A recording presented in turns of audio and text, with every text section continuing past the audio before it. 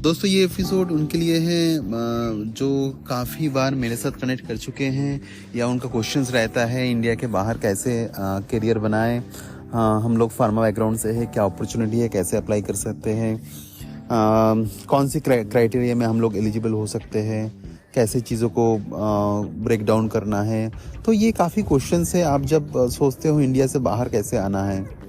मेरा थोड़ा बहुत एक्सपीरियंस मैंने जो गेन किया है मोर देन 2.5 years में हूँ बेल्जियम में। मुझे लगता है हमारा जो थॉट प्रोसेस है काम करने का थोड़ा सा चेंज करना पड़ेगा। अगर आपका थॉट प्रोसेस है बाहर आके आपको काम करना है, आप बाहर की कंट्री देखोगे तो they are looking for SME, इनको सब्जेक्ट मैटर एक्सपर्ट चाहिए। तो आप कोई भी एक सब्जेक्ट पकड़ लो इंडिया में, जो कोई भी फील्ड में आप काम कर रहे हो, कोई भी सेक्शन में आप काम कर रहे हो फार्मा के, जैसे प्रोडक्शन हो गया, जैसे मे बी टेस्टिंग हो गया, टेस्टिंग में आपका क्वालिटी कंट्रोल हो गया, केमिकल लैब, माइक्रोबियल लैब हो गया लेबोरेटरी में, और जैसे वैलिडेशन हो गया। कुछ भी फील्ड आप पकड़ लो, उस पर आपको मास्टरी बनाना है। आपको सोचना है, आपको इन डेप्थ आना चाहिए। आपको अगर छोड़ दिया तो आप कंप्लीटली कर दोगे उसका फुल रिस्पॉन्सिबिलिटी के साथ।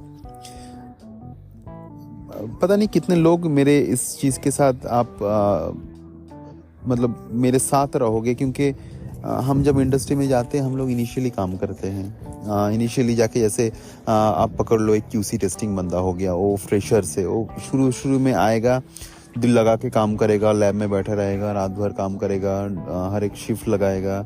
उसके बाद क्या होगा, वो धीरे धीरे ग्रो करेगा। उसके बाद वो थोड़ा सा मैनेजरियल पोजीशन होल्ड करने की कोशिश करेगा। वो क्या करेगा, थोड़ा सा ट्रेनिंग देगा लोगों को, इन्वेस्टिगेशन रिपोर्ट लिखना चालू करेगा, बॉस के पास जाके बैठ जाएगा, मतलब वो धीरे धीरे मैनेजर बन गया।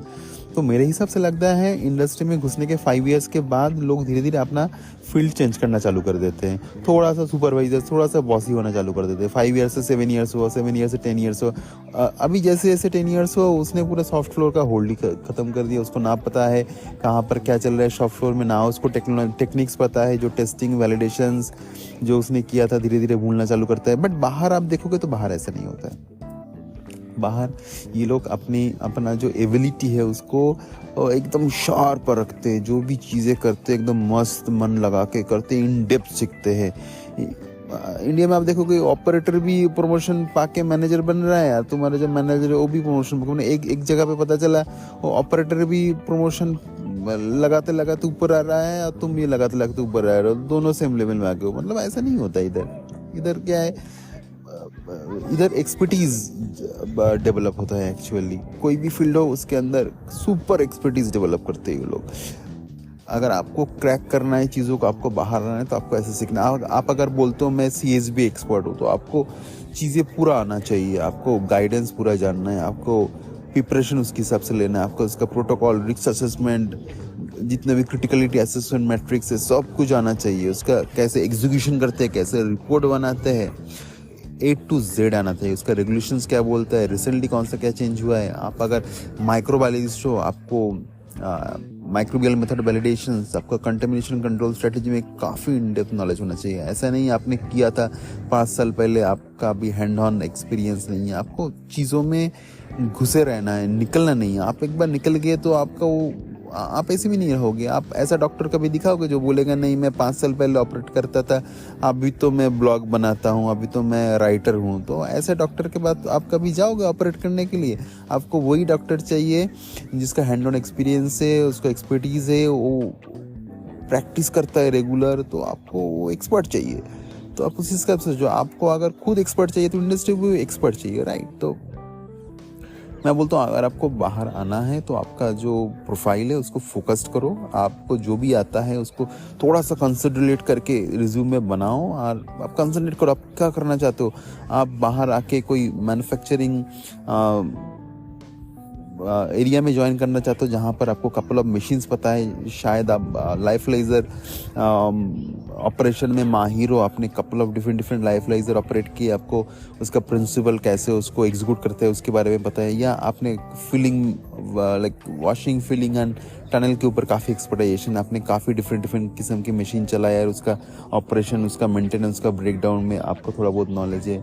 मतलब आपको इन डेप्थ ये सब चीज़ के बारे में अंदर घुस जाना है, नहीं तो आपने यार तो आपको एचवीएसी सिस्टम आता है, आपको एचवीएसी सिस्टम का डिज़ाइन आता है, आपको एचयू का ऑपरेशन आता है, मेंटेनेंस आता है, कैसे हम चीज़ों को ऑप्टिमाइज़ कर सकते हैं, कैसे हम कॉस्ट कटिंग कर सकते हैं, कैसे हम एआई को इंटीग्रेट करके ऑटोमाइज कर सकते हैं। तो आपको फिर इन डेप्थ उस एरिया में चले जाना है। और आप अगर बोलोगे नहीं मैं तो मैनेजर हूँ, बाहर कहीं मैनेजर का पोजीशन खाली है क्या, तो मैं बोलूँगा ऐसे पोजीशन नहीं होता है। आप खुद को you should recognise yourself as a SME. आप कौन से फील्ड में एसएमई हो, तो सिर्फ अगर आपने खुद को रिकॉग्नाइज कर दिया और आपको खुद के ऊपर भरोसा आ गया, आप इस फील्ड में एसएमई हो और आप इस फील्ड में इंडस्ट्री को हेल्प कर सकते हो, मेरे हिसाब से आप रेडी हो कोई भी जॉब के लिए अप्लाई करने के लिए, चाहे आप इंडिया में अप्लाई करो और बाहर करो। तो उस हिसाब से आप अपने रिज्यूम को मॉडिफाई करके आप आगे के लिए देख सकते हो। मैं आगे कपल ऑफ और भी सेशन बनाऊंगा जहाँ पर मैं और भी टेक्निकलिटी की बात करूंगा। आपको अगर बाहर अप्लाई करना है तो कौन सी जॉब पोर्टल में अप्लाई करना है, कैसे आपका वीज़ा अपॉर्चुनिटीज़ को देखना है अगर वर्क परमिट चाहिए। बट ये मैं डिस्कशन चालू किया क्योंकि ये बेसिक्स है। आप अगर बाहर आ रहे हो तो आपको खुद की तरफ देखना है, आपको सोचना है आप कैसे हेल्प कर सकते हो। अब आप मत सोचो आपको